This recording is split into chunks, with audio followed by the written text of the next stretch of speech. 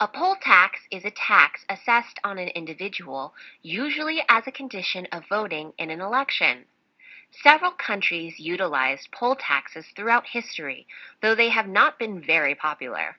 One of the most recent examples was when Margaret Thatcher attempted to institute a poll tax in Great Britain in 1990. However, such enactment sparked riots and was eventually repealed by her successor, John Major. The 14th Amendment to the U.S. Constitution was adopted in 1868. This amendment gave African American men full citizenship and protection under the laws.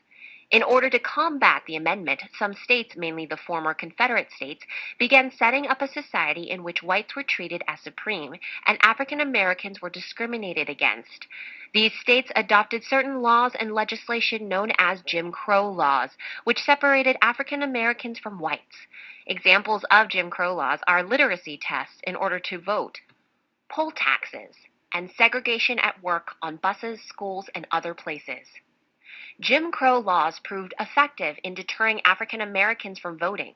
In fact, after 1890, out of the 147,000 African Americans eligible to vote in Mississippi, fewer than 9,000 were registered in the state. Likewise, in Louisiana, even though in 1896 approximately 130,000 blacks were registered to vote, by 1904 there were only 1,342.